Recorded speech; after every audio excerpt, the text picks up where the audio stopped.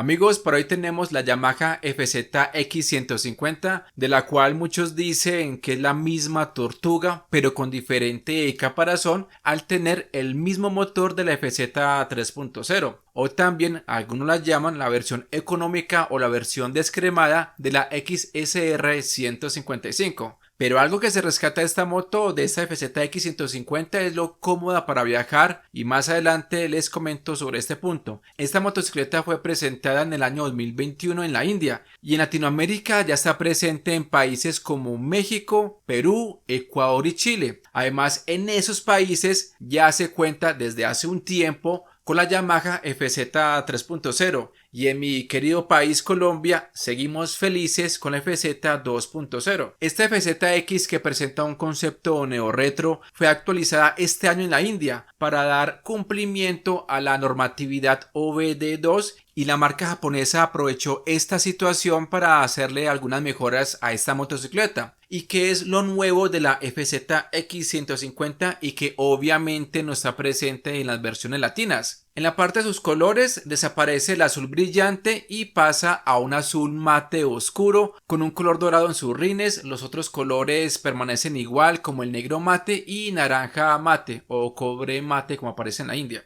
El otro cambio son las direccionales. En esta versión ya tenemos luces LED en esa parte. Por lo demás, su stop minimalista sigue igual, así como su faro circular con LED proyector bifuncional. La otra gran actualización es que ya incorpora un sistema de control de tracción. Por eso en el disco trasero vemos ese sensor de velocidad, algo que fue muy cuestionado en la India, ya que la moto no es tan potente para meterle un sistema de control de tracción, y era mejor haberle colocado ABS en la parte de atrás como lo tiene la Pulsar N160. Por lo demás, su sistema de frenos no hay cambios. Adelante disco de 282 milímetros con ABS y caliper axial de doble pistón firmado por Vibbre, y atrás de 220 milímetros con una pinza de un solo pistón firmado por Nissin. En la parte de su tablero, la única actualización que recibió fue agregar un indicador de TCS o sistema de control de tracción, el cual tiene la opción de ser apagado, pero Yamaha no aprovechó para colocarle un indicador de marchas, algo que se pedía, no quisieron, pero bueno, recordemos que tiene indicador de revoluciones, velocímetro, nivel de combustible, odómetro, dos trips parciales, la hora y testigos de funcionamiento. Además tiene conectividad por medio de su aplicación YConnect, la cual está presente en las versiones de Latinoamérica, donde en el tablero podrás ver la alerta de llamada, notificaciones de mensajes o correos, estado de la conectividad de la aplicación, nivel de la batería del teléfono, y en el celular podrás visualizar rastreador de consumo de combustible, última ubicación del estacionamiento, panel de revoluciones, recomendaciones de mantenimiento, notificación de mal funcionamiento, entre otras funciones. Y también se podría haber aprovechado esa actualización para haberle colocado una bisagra a la tapa de combustible, pero tampoco quisieron. ¿Y por qué no reemplazar ese conector de 12 voltios por un puerto USB de una vez, para no tener que comprar accesorios para poder colocar a cargar el celular? Pero ni modo, así quedó, por más que lloremos.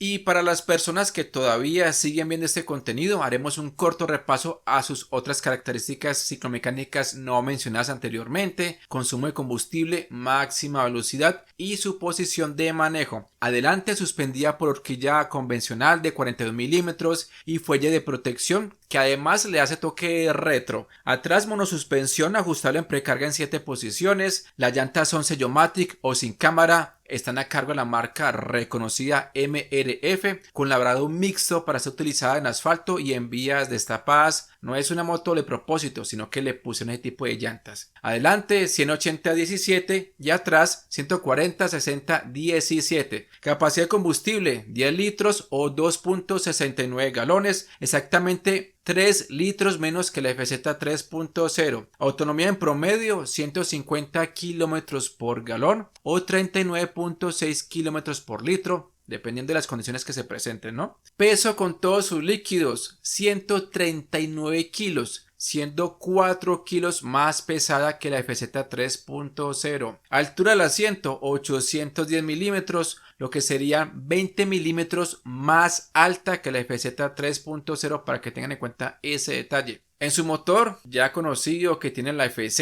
se destaca por ser muy confiable, no se puede negar. Tenemos una cilindrada de 149 centímetros cúbicos, un solo árbol de levas en cabeza, enfriado por aire, inyección electrónica, relación de compresión 9:6:1, por tal motivo se puede utilizar gasolina normal, no hay problema, caja de 5 velocidades, generando 12.2 caballos de potencia y un par motor de 13.3 Nm. Está claro que este motor se destaca por tener un buen torque, más la potencia sí está por debajo que sus principales competidoras en motor, no en diseño ni concepto, como la Gixxer 150 y la X-Blade 160. Su velocidad para andar sin esforzar pues el motor está por los 95 km por hora y llevándola a tope pegada al tanque y tal vez por medio de un milagro te puede llegar a los 115 km por hora o en una bajada, ¿sí o no? Este es un motor, amigo mío, para andar relajado, sin afanes, y el concepto de esta moto presentado por Yamaha es para disfrutar los viajes, andar cómodo gracias a la posición de manejo debido a la ubicación de los posapiés que están de forma central,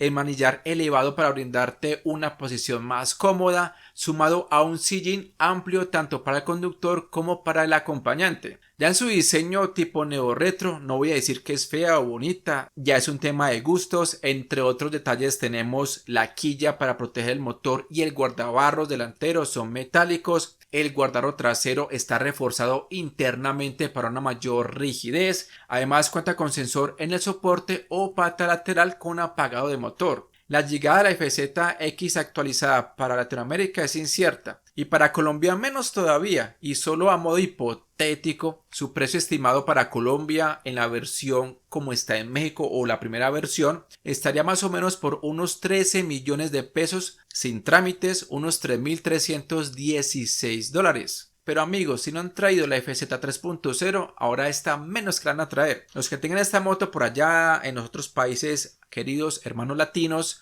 por favor comparta su experiencia en los comentarios. Y por favor, muy importante, como siempre, muy importante, no olviden suscribirse a este canal. Es gratis, activar la campana de notificaciones donde hice todas, dejar tu like, compartir este contenido. Les agradezco por su tiempo. Mi nombre es Oscar del canal Red Motos. Hasta la próxima, muchachos, y bendiciones.